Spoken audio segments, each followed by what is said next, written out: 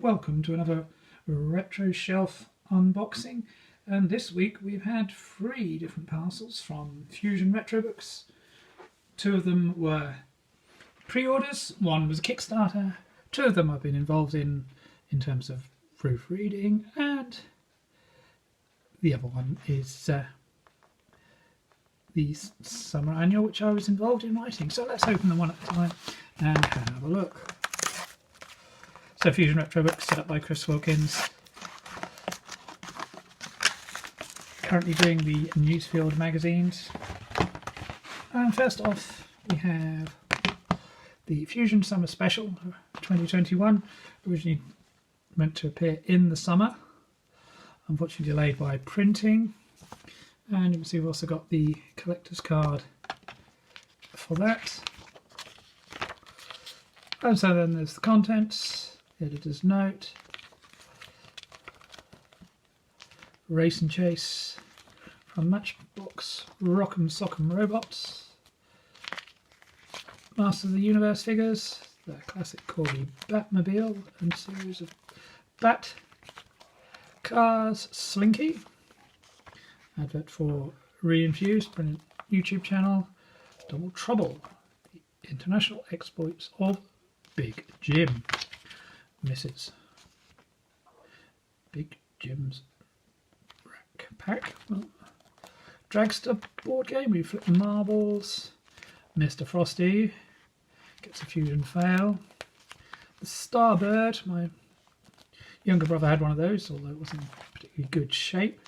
I've lost most of the add-on bits and stickers. And then this is the first of my articles in here on Brittains toys. This is the classic Combine Harvester, a little bit about the history, the space range that they did in the 90s, the collectible figures. Big Track, classic toy from the late 70s and early 80s. I remember a friend had one, I was really jealous of them, programmable. Lego Space, I loved the Lego Space sets, had that one. Had the base and 1 or 2 other sets there. Advert for Tango Punk. Fusion loves electronic battleships. Raleigh Grifter, and never learned to ride a bike. And then this is my next article, Top Trumps, looking back at the history of the card game, how it evolved, and some more recent ones. And you'll see there the Crash Top Trumps from the Crash annual Kickstarter 2021. And I'll be doing a follow-up video on Top Trumps, the Battle of the Retro Top Trumps, coming soon to the channel. Shaker Maker. Fusion, Teenage Mutant Ninja, Stroke Hero Turtles, some collectible toys from that range. They made a toy from that, question mark. For stuff like Terminator 2, Nightmare on Elm Street, Toxic Avenger. Remember Toxic Avenger, the cartoon. Area 51, Indie Game Dev Studio for Hire. What will happen to my collection when I die? Toy Ploy talking about that. Star Wars. Guide to the 5 most valuable Star Wars figures. So Death Squad Commander, Vinyl Cape Jar, which I knew about. The Light Up Vlix. Double telescoping lightsaber figures. And the rocket firing Boba Fett. Space Opera. Simon Butler's Toy Memories. Fusion Japan, I've got an article in that coming soon. Superman the movie and its merch. Piece on Pac-Man handheld. Mousetrap. I used to love playing Mousetrap with my brothers. Mighty Max and his figures, the Skull Mountain. Return of the 80s website advert there. Dennis the Menace. Cindy. Milton Bradley Omni. The Super Flight Deck Flight Simulator, in quotes.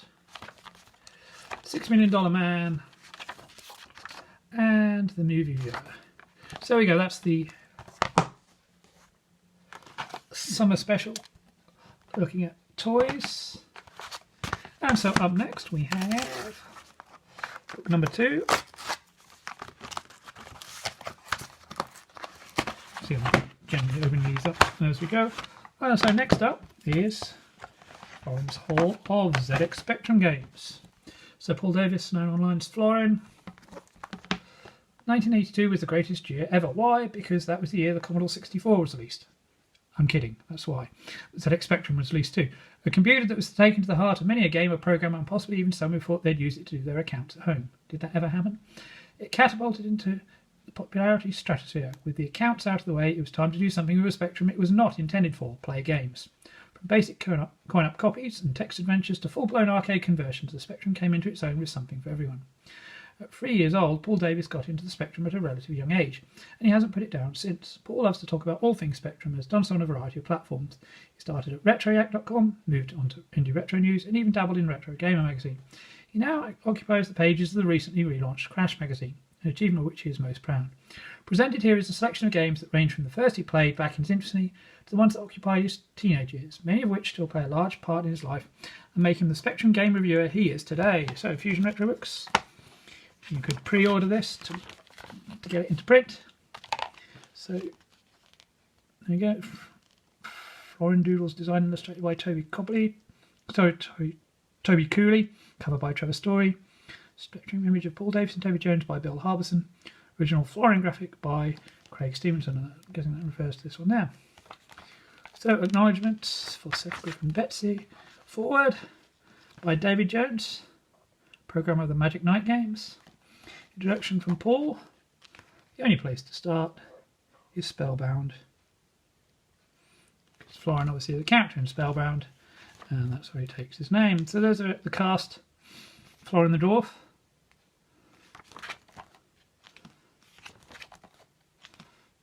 Arcade conversions. So Operation Wolf. Now Robocop technically isn't an arcade conversion. It's similar to, developed separately from the Data East game. Chase HQ, that's superb on the Spectrum. Renegade, Night Resistance by Jim Bagley, another good Spectrum conversion. Rampage, R-Type, Rainbow Islands, another great one by Graph Gold there. A gratuitous Willy section, yes, we are going to talk about Manic Miner and Jet Set Willy. And then Jet Set Willy 2.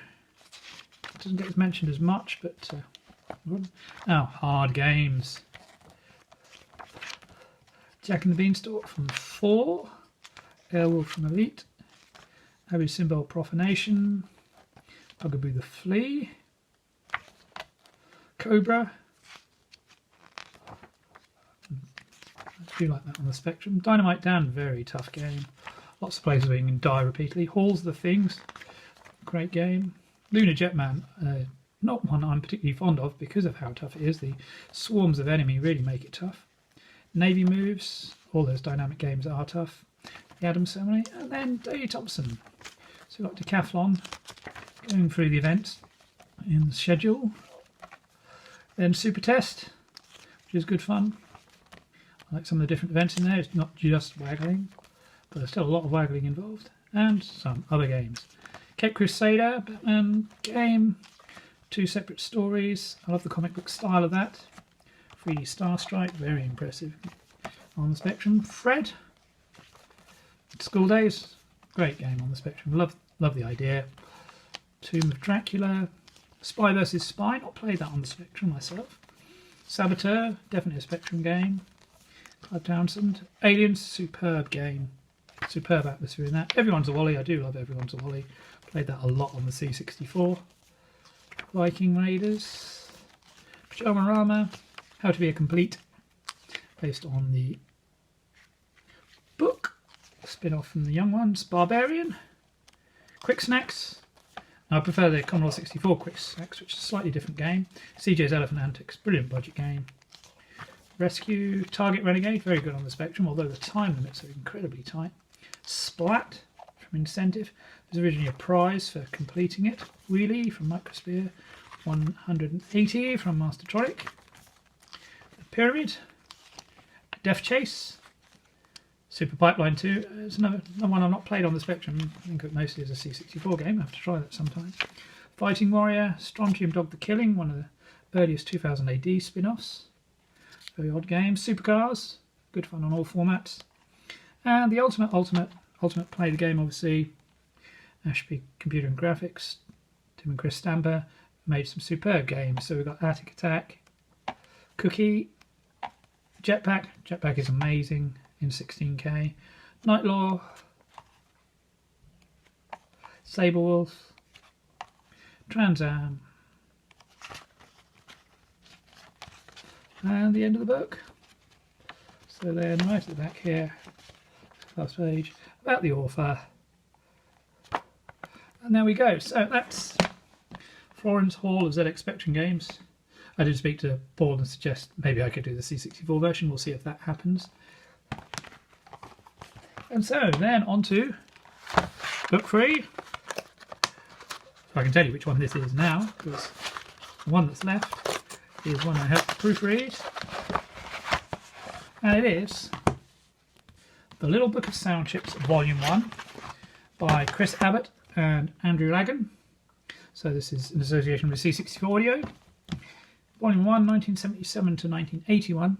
If you ever went into an arcade or had a home computer or console, there's something here for you in this celebration of video games, sound and music. Fun facts, beautiful screenshots, interactive links and great tech info. Hero systems include ZX Spectrum, Atari VCS and 8-bit, and coin-ups from Namco, Atari, Midway and more. So C64 Audio and 1-bit robot. So this is a book I helped to proofread. And there are QR codes throughout the book. You scan them. This is a coupon for 10% off at the C64 Audio store. Again, the QR code take you to YouTube links or related websites. Okay, so the contents, the credits. Thanks to Mike Clark, David Capp and David Hughes for their technical sections.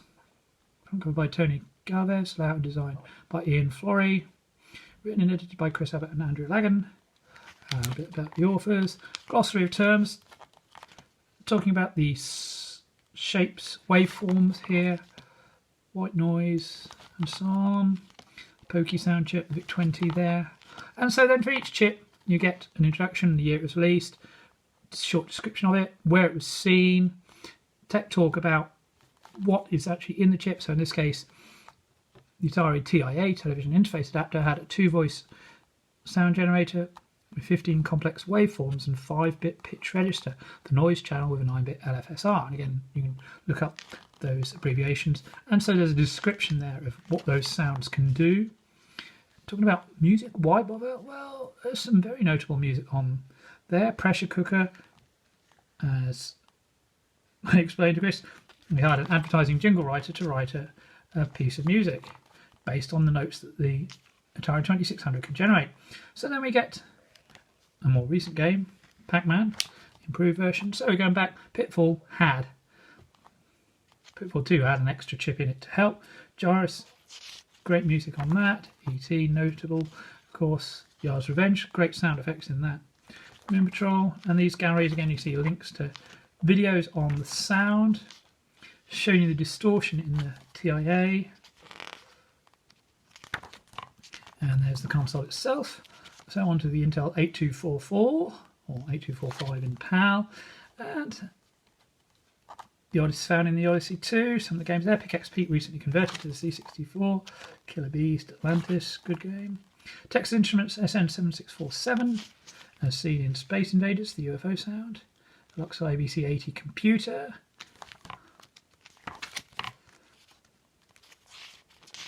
Crazy Balloon coin up there. Bally Midway's 0066, found in Gorf, Astro Battle. Treasure Cave on the Astrocade. Professor Pac-Man coin up as well, you see. Wizard of War, Signetics 2636, found in Logger, The Invaders. Hunchback from Century Electronics. General Instruments AY3891X. Well, of course, that's one of the most famous sound chips out there, seen as the Spectrum 128, the Gyrus coin up, and many more. 3-voice sound generator, multi-channel output. So, example of microcomputers and consoles containing the AY chip. Spy Hunter coin-op, Sky Fox and Apple II. The Mockingbird add-on for the Apple II contained that chip. The Aquarius, Frogger, the coin-op, Carnival. Love the music in Carnival. Jarvis again, Amidar, another favourite coin-op of mine. Bagman. You see it racked up a lot of coin-op appearances over the years. We're moving forward in time here and to the Amstrad Cpc, which also had the AY sound chip, and some notable examples of music on there. Obviously several of the 8-bit musicians worked across, musicians and musicians indeed, worked across the formats. So you hear their music on one, it might be converted to another. The Goonies on MSX there, interesting game. Metal Gear on the MSX. Doggy on Yorick, launching the career of Eric Shahi. Stormlord on Auric. Where Time Stood Still, ZX Spectrum 128, great game. Spike on the Vectrex, another machine. Stormbringer. That takes us back to David Jones in the previous book. Robocop on the Spectrum.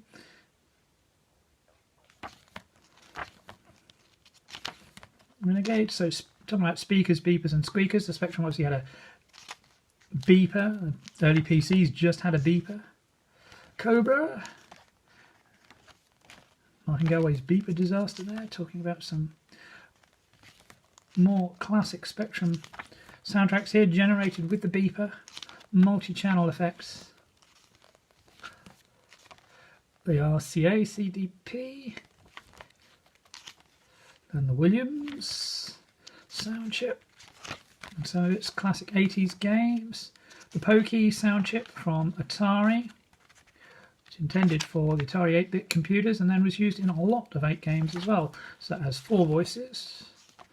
Crystal Castles, Tempest, Astro Chase. Astro Chase is interesting because obviously that is an 8-bit game turned into a coin-op. Tunnel Hunt, Battle Zone. Pokey was put into that quite late in development. The programmer basically had to do the sound themselves. Major Havoc, very underrated game. Gravatar, another underrated, underused game. Black Lamp on the HCS. Draconis. So moving on, Texas Instruments SN76489, used in a lot of machines. Sega Master System, for example. So we have the BBC Micro. Captain Bugwash, of course, Starproc Bugwash. Mr. E, definitely not Mr. Do. Wave Runner. I've been watching some amazing demos recently from the BBC Micro. Sound in them is incredible. Congo Bongo, Mr. Doe's Wild Ride. Choplift to the coin-op. Went from home to the coin-op. To the arcade. Golf on ColecoVision. ColecoVision had the same chip. And then we go into the Master System years. Some great music in those years. Fantasy Zone being a great game. Tandy 1000. And the TI-99 obviously had a Texas Instruments soundtrack. On to the next one, the 1980s TMS 3615N. Again, used in coin-ops here. National Semiconductor MM5837. Team hat-trick. Arcade speech synthesis. It was interesting, so early games like Berserk and Wizard of War, and how they generated some of their speech. Discs of Tron. Another one that spoke to you. Space Fury, Zybots, APB, Track and Field, Vanguard, Star Wars, Use the Force. Now the Commodore MOS 6580, 6561 in the VIC-20. So we've got the sounds of Grid Runner, Dig Dug Gore, Perils of Willy, Tracks, Omega Race, great game. And then some of the recent demos, and Doom, Spore for the Hero. Namco's WSG, as seen in Pac-Man, Galaga and Pole Position. Classic arcade sounds. And it talks a bit here about how it was generated and the music. So Pac-Man, Bosconian has speech, Super Pac-Man, Dig Dug, Pole Position, Gapless, Xavius, and some interesting graphs of how the sounds are generated on that Namco chip. RCA CDP 1869. Again, we're looking at coin-ops here. More about speech synthesis on home systems.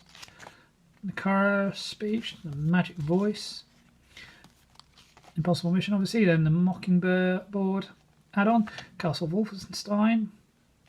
Silas Warner worked out how to do the sound himself, how to do the speech, sampled it in, and then there was Beyond Castle Wolfenstein, Impossible Mission with the classic speech from ESS, synthesized rather than sampled. Gorf with the magic voice, IntelliVoice add-on for the Intellivision. The Odyssey had the voice, the TI-99 had its own add-on, Cara speech on the Spectrum, and then onto the Oki sound chip used in Moon Patrol, Load Runner, Coin Up, Kung Fu Master, Rygar and Renegade. Very distinctive sound that, used in several of Tecmo's games, as you can see. The NEC sound chip, so Astro Wars, Boulder Dash, Dragon Slayer, in the Epoch machine, Super Cassette Vision, cassette there meaning cartridge, and then Tech Talk, noise generation in 8-bit sound chips, and how it's never truly random, but based on sequence, and how some are more random than others. Interesting. And assigning pitches to sound chips. So different machines have different pitch tables or can generate pitches in a different way. And then volume 2 will look at 1982 to 1986. We'll include the C64, the Amiga, the ST, the Apple IIgs, MS2 and more, MSX2 and more, and the NES. Little Book of Sound Chips Volume 3, 1987 to 1991. We'll look at arcades, the Mega Drive, the Game Boy, the SNES, the AdLib for PC and more. And finally, Volume 4, 1992 to 2004, more arcade, 3DO, PSX, Saturn, and N64, GameCube, PS2, Dreamcast, and Xbox. And some of the other pieces there, Project Hubbard, 8-Bit Symphony, and Project Sidology, box sets available. So there we go. The Little Book of Sound Chips, Florence Hall as ZX Spectrum Games, and the Fusion Summer Special. Bumper delivery from Fusion Retro Books. Hope you enjoyed this look at these new books. They're all worth a look if you're interested, particularly the sound one. And I hope you continue to watch my videos, like and subscribe, share them on social media. Maybe give me a comment or two on what you'd like to see in future videos. And keep it retro.